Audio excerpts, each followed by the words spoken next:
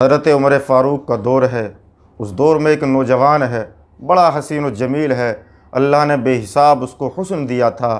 وہ نماز کے لیے آتا ہے، ہم جیسا آج کا وہ مرد نہیں تھا، ہم جیسا انسان نہیں تھا، بلکہ اللہ سے اس کا تعلق مضبوط تھا۔ وہ نماز کے لیے آتا جاتا رہتا، راستے میں ایک عورت اس پر اس کی نظر پڑتی ہے، عورت کی نظر اس پر پڑتی ہے۔ اس کی نظر تو صحیح تھی لیکن عورت کی نظر غلط تھی، اور نظروں کے بارے میں کہا گیا ہے کہ یہ شیطانوں کے تیروں میں سے ایک تیر ہے۔ اس نے ہی جیسے وہ نماز پڑھنے کے بعد چلا گیا اپنے گھر، تو اس عورت نے اپنی خادمہ کو بلایا اور کہا کہ میری دل یہ چاہتا ہے کہ یہ انسان مجھے تنہائی میں مل جائے۔ اس کی خادمہ نے کہا یہ کون سا بڑا کام ہے، رات کو ہی میں اس کو بلا دیتی ہوں۔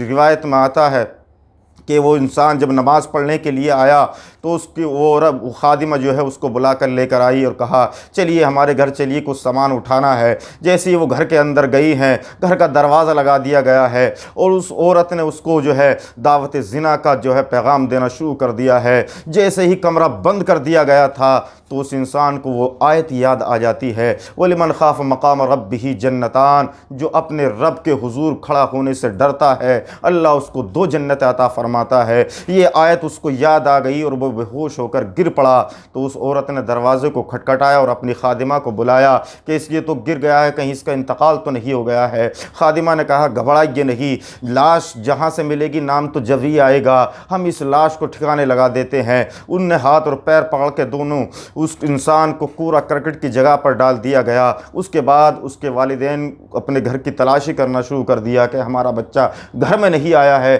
نہ جانے کہاں ہے۔ تو اس کے بعد اس کو تلاش کرتے کرتے اس منزل پر پہنچ جاتے ہیں جہاں پہ وہ جو ہے گرا بے ہوش پڑا ہے۔ اس کے باپ اپنے بیٹے کو اٹھا کر لاتے ہیں، لانے کے بعد پانی کا چھڑکاو کیا گیا ہے، اور چھڑکاو کرنے کے بعد وہ جب ہوش میں آتا ہے اس کا باپ پوچھتے ہیں بیٹا کہاں گئے تھے، رات کا اتنا پہر گزر گیا ہے۔ اس نے پورا واقعہ بیان کیا ہے کہ ابا حضور مجھے ایک عورت نے اپنے گھر کے اندر لے گئی تھی اور اس نے دعوت زنا دیا تھا، مجھے اللہ کے کلام کی وہ آیت یاد آ گئی وَلِمَنْ خَافَ مَقَامَ رَبِّهِ جَنَّتَانِ، تو مجھے بہوشی کا عالم طاری ہو گیا۔ جب دوسری مرتبہ اس کو ذکر کیا تو غلبہ خوف الہی کا ایسا ہوا کہ وہ انتقال ہی کر جاتا ہے۔ جیسے ہی انتقال ہو گیا اس کے باپ نے اسی رات کے سمے اس کی تجزیہ و تکفین کر دی اور اس کو جو ہے دفن کر دیا گیا۔ جیسے ہی صبح کی نماز کا وقت ہوتا ہے، فجر کی نماز میں نہیں پہنچتے ہیں، تو حضرت عمر نے کہا کہ میرا فلاں مقتدی نہیں آیا ہے۔ تو ان لوگوں نے بتایا کہ اس کے بڑا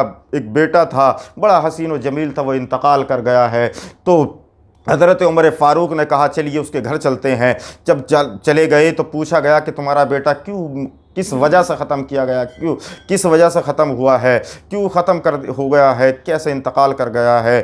تو اس نے کہا کہ کوئی وجہ نہیں ہے، پورا ماجرا حضرت عمر کو بتایا اور کہا کہ وہ اللہ کے خوف سے انتقال کر گیا ہے۔ حضرت عمر نے کہا جب ایسا ہے تو چلیے اس کی قبر پہ چلتے ہیں، اور جانے کے بعد حضرت عمر نے بھی ان آیتوں کو پڑھا وَلِمَنْ خَافَ مَقَامَ رَبِّهِ جَنَّتَانِ، اے انسان کیا تجھ کو اللہ نے 2 جنتیں عطا فرما دی ہے؟